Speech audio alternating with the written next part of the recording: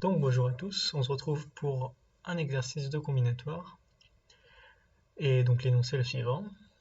Donc Tristan écrit n fois le nombre 1 sur le tableau et il a le droit de faire une opération qui consiste à choisir deux nombres a et b qui sont écrits au tableau, les effacer et les remplacer par a plus b sur 4.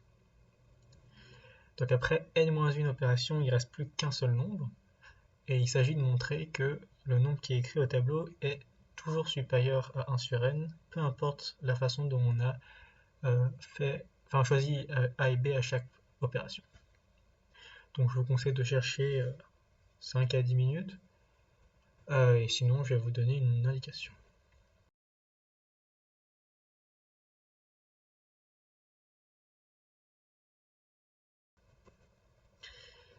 Alors, c'est un exercice qui utilise donc une opération qu'on itère à chaque fois, et il s'agit de montrer que on a une certaine inégalité à la fin, donc l'astuce, ou plutôt la méthode qu'on utilise en général, c'est un monovariant. Donc c'est-à-dire chercher une quantité qu'on peut associer donc à chaque étape et qui est soit croissante, soit décroissante, peu importe l'opération qu'on fait. Donc la question ici, c'est de trouver une certaine quantité qui dépend des nombres qui sont écrits sur le tableau à l'instant t, et montrer que cette quantité-là va forcément soit décroître, soit croître après une opération.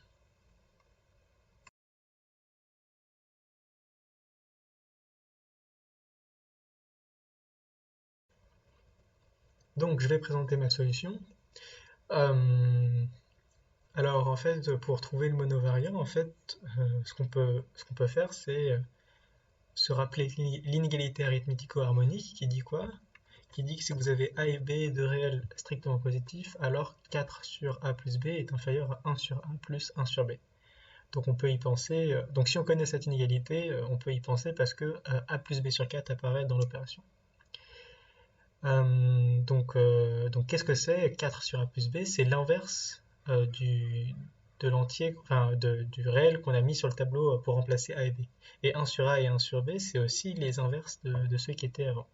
Donc là, on a des choses, on a une quantité qui dépend des nombres qu'il y avait écrits sur le tableau et on a une inégalité. Donc on va avoir un monovariant. Donc ici, le monovariant, ça va être de considérer à chaque étape la somme des inverses de tous les nombres qui sont écrits sur le tableau. Donc maintenant, si on effectue une opération, la plupart des nombres restent inchangés, donc leur inverse aussi, et les seuls nombres qu'on enlève, c'est a et b, et on le remplace par a plus b sur 4. Et l'inégalité arithmético-harmonique écrite juste au-dessus, en fait, nous assure que la somme des inverses va décroître. Ok. Donc comme je l'ai dit, après n-1 opération, on obtient qu'un seul nombre à la fin, parce qu'à chaque fois on diminue de 1 le nombre de réels écrits sur le tableau, et donc du coup il reste un seul nombre qu'on va noter R. La deuxième chose qu'on remarque, c'est qu'au tout début il n'y a que des 1, donc la somme des inverses de tous les nombres, c'est n, le nombre de 1.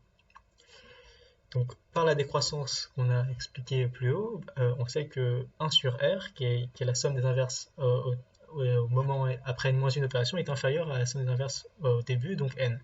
Et si on réordonne cette inégalité, on trouve que R est plus grand que 1 sur n. Et c'est exactement ce qu'on voulait montrer. Donc voilà.